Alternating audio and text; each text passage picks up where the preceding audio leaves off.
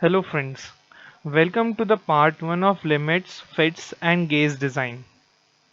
Before diving into the topic, let me first give you all a brief about where these topics plays an important role in the actual real world of production and manufacturing. If you are focusing on a job in a QC department or an inspection department, then these topics are must for you. Now, the question arises why we need to study these topics and what are the reasons behind the same. So, let's start with why to study these topics. We all know that the manufacturing process consists of various procedures or steps starting from designing to final assembly. It may include the design being obtained by the designer, the production drawing being prepared by the designer, manufacturing being taken place through the production drawings given by the designer at the shop floor, the components being checked at the inspection department for their validation, and the assembly done to obtain the final product. So upon listening all these steps, I think you may now get some idea why we need to study these topics. Although if you are not able to recognize the reasons, let me tell you all the reasons behind studying the topics. The one of the most important topic is the process limitation.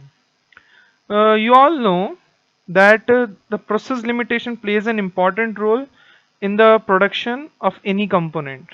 For example, if a worker is or is if a operator is making a product say A on a machine, if the same product is replicated by the same operator on the same machine, the dimensional accuracy he will not be able to obtain. It may be due to the process limitation or the machine limitation. It may be due to the poor maintenance.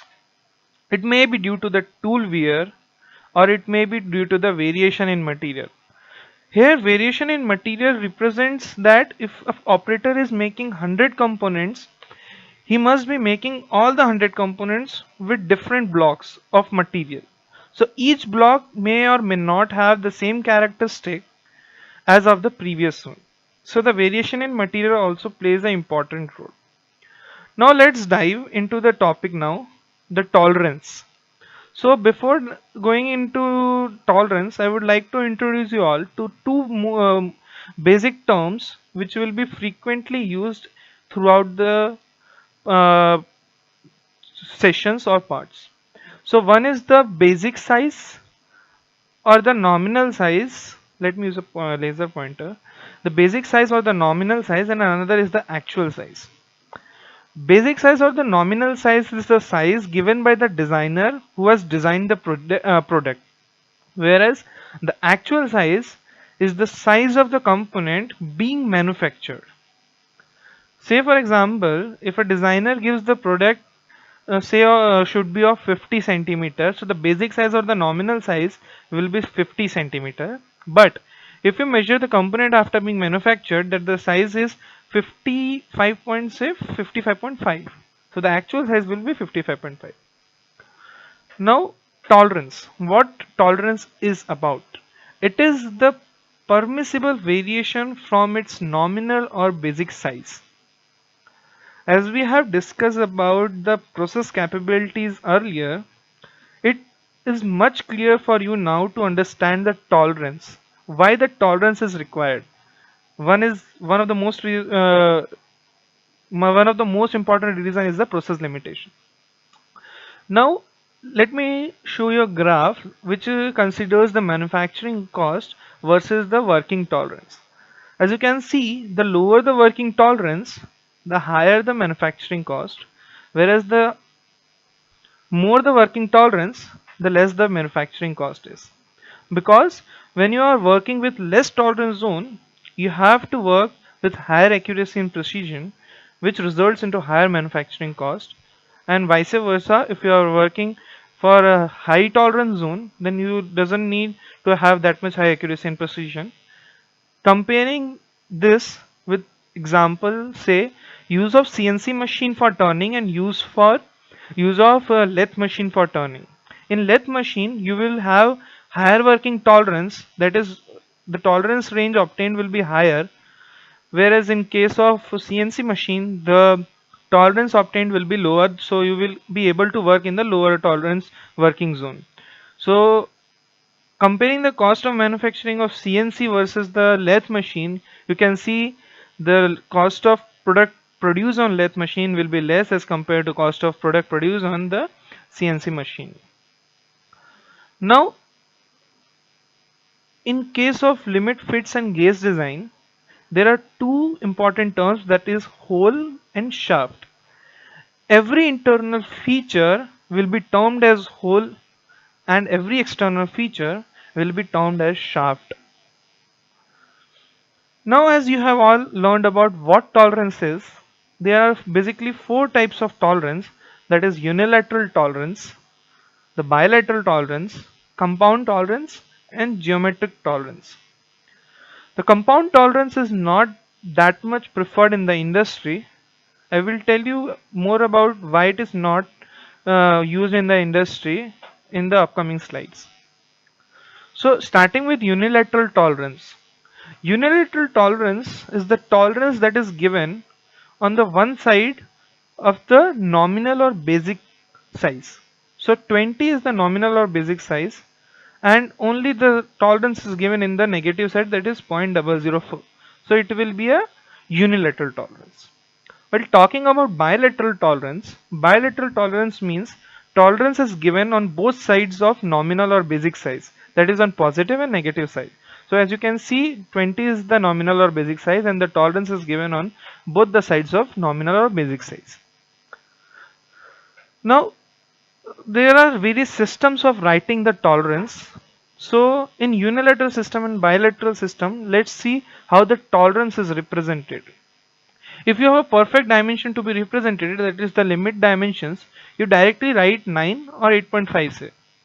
But if you have to give the tolerance, then you have to write, say the tolerance is equal on both the sides, that is positive and negative side. Then the tolerance will be represented as, say 8.75 is the nominal size, plus or minus 0.25. You can write plus 0.25 on top and minus 0.25 on bottom, but this way you can also write. If you are giving a bilateral tolerance with unequal amount on the negative and the positive side, this is the way of writing, that is 8.8 the nominal size, in the positive side it is zero point 0 zero 0.2, and in the negative side it is 0.3. So in this way it is represented.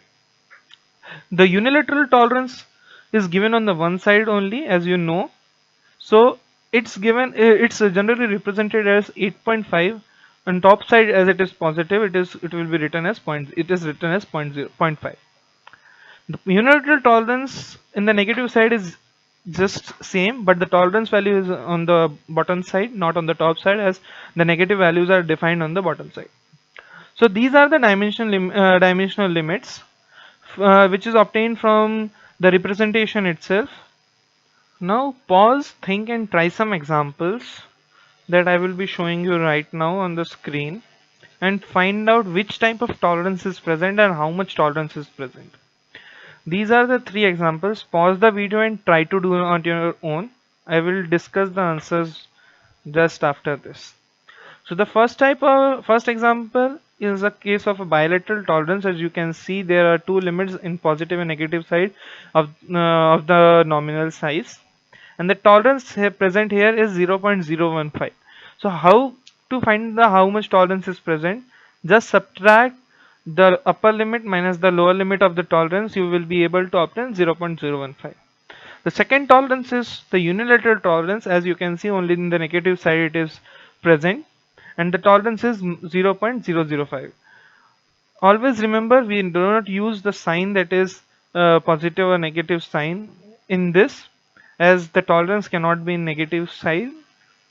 Now the third example is bit more complicated, as you may or may not have got the right answer. It is a unilateral tolerance, not a bilateral tolerance. As you can see, both the tolerance limit are on the negative side, not on the positive side. So the tolerance here will also be obtained by subtracting the two limits, that is minus 0.001 minus 0.005. We will be obtaining the result as 0.004.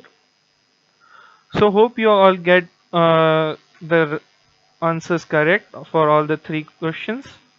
Now talking about the compound tolerance, as I told you, it is a bit complicated type of tolerance, and it is not generally used as a practice of giving tolerance in industry. It is because uh, it depends upon two or more dimensions. Say for example, to obtain the value of x, it will depend upon the dimension 40, 20 and 60. All the three dimensions will affect the dimension of x.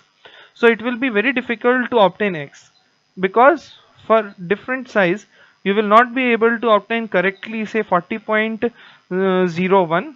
Sometimes it will be 40.1, it will be 40.01 or 40.02. Changing in dimension of 20 will directly affect the dimension of x, so this type of dimension is not that much used in the industry due to its complexity. The last type of tolerance is the geometrical tolerance. The geometrical tolerance is used to indicate the relationship of one part of an object with another. To learn about more about geometric tolerance, you have to first remember these symbols, which are for the geometrical characteristic of any component being produced. So the straightness is defined by a specific symbol. You can see circularity is defined by a specific symbol. You cannot interchange the symbol of circularity with cylindricity, so you have to remember these, that what the symbol represents. Then only you will be able to find the geometrical tolerance and what the geometrical tolerance basically means. So let's take example and understand how the geometrical tolerance is given and how it can be interpreted. So as you can see in the first figure, it's a simple parallelogram or rhombus with a limit of 0.002. So what this symbol represents? This symbol represents the flatness. As you can see, the same symbol. So all the points on the indicated surface where the arrow shows must lie within a same plane or single plane within a specified tolerance limit of 0.002. This is the way of representing the geometrical tolerance, and this is the interpretation of how the geometrical tolerance is interpreted. In a similar way, this symbol is used for, I guess, cylindricity. You can see cylindricity. So it shows, or it can be interpreted as, that all the points on the indicated surface must lie in a perfect cylinder about the central axis within specified tolerance zone, that is 0.002. In the third example, it can be clearly seen that it is the perpendicularity sign and with reference A. This is the reference axis or the reference plane or the reference line. So it can be interpreted as all the points on the indicated surface, axis or line must be perpendicular from the designated datum or the reference within a specified tolerance of 0.002. So I guess you are able to understand all these three. So now let's understand various terms used while representing graphically the holes and shaft. The zero line. Zero line is the line which represents the zero deviation or the basic size or the nominal size given by the designer. The next term is the limits of size. There are two limits of size, the maximum limit of size and the minimum limit of size. In the next slide, we will understand the maximum limit of size and minimum limit of size for hole and shaft. So this is the hole and this is the shaft. As you can see, this is the minimum limit of hole and this is the maximum limit of hole. Upon subtracting the maximum limit and the minimum limit, you will be able to find the tolerance zone of the hole, and similarly you will be able to find the tolerance limit of shaft when you subtract the maximum and minimum limit. So let's understand it by an example. So for example, if this is a shaft having nominal size as 40 plus or minus 0.01, that is the tolerance, so the maximum size or the upper limit of the shaft will be 40.01, whereas the lower limit or the minimum limit of the size will be 39.99. So this is how we are able to obtain the maximum and the minimum size of a particular shaft or hole if it is given. Another term which will be used is the maximum material limit and the least material limit. As the name only suggests, the maximum material and least material. It is the dimension of hole or shaft where the maximum material is used, or the least material shows where the least amount of material is used. So for example, if this is a hole and this is a shaft, what will be the least material limit and maximum material limit for the hole? If say this the hole is prepared with dimension 39.99, this will be the maximum material condition, as the maximum amount of material will be used. Whereas in case if the hole is prepared of dimension 40.01, then it will be least material limit, as the material used will be less. But in case of shaft, 40.01 will represent the maximum material limit, whereas 39.99 will represent the least material limit. As you can see, the maximum material limit for hole is 39.99 and the least material limit will be 40.01 mm. Whereas for shaft, the maximum material limit will be 40.01, and for least material limit of shaft, it will be 39.99. Now there is another term called as deviation. What actually deviation is? It is nothing but the algebraic difference between the actual size which is obtained after the production or manufacturing and the basic size which is given by the designer. So there are two types of deviation, the upper deviation and the lower deviation. So as you can see, this is a zero line which represents the basic size of the hole and the shaft. So the upper deviation, which is represented by capital ES or small es, may be defined as the difference between the upper limit of the shaft and the tolerance zone, which will represent the upper deviation, whereas the lower limit and the difference between the lower limit and the basic size will be giving us the lower deviation. It actually it represents that how much the component or manufactured has deviated from its basic size. It is same for both hole and shaft. As you can see, this is the upper limit of the shaft, so the difference between the zero line and the upper limit will give us the upper deviation of shaft, and the difference between the zero line and the lower limit of the shaft will give us the lower deviation of the shaft. And same for the hole. So these are the two terms, the upper deviation represented by ES and the lower deviation represented by EI.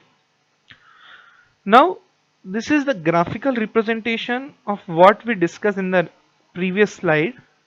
You must have to be familiar with these, as during the designing of gauge, that is the gauge design topic, you need to understand this, and this will be very much useful. If you are not comfortable, just go through these and you should be able to recognize how these drawings are drawn to understand the gauge design. It is very simple way to understand, as this is the zero line, this represents the upper deviation, this represents the lower deviation. Always remember that the component or the zone above the zero line always represents the hole, whereas the zone below the zero line always represents the shaft. It is very simple, as it is zero line. If you add say the tolerance to the lower deviation, you will be able to obtain the upper deviation of hole, and in similar way if you add tolerance to the upper deviation of shaft, you will be able to obtain the lower deviation of shaft. So it is very simple graphical representation, but all have to know is how to draw this graphical representation. Thank you for watching the video. Hope you like the video. Please like, comment, share and subscribe. We will be taking part 2 of limit, fit and gauge design, and will be discussing various topics related to fits, standard deviation and gauge design. So please stay tuned. Thank you.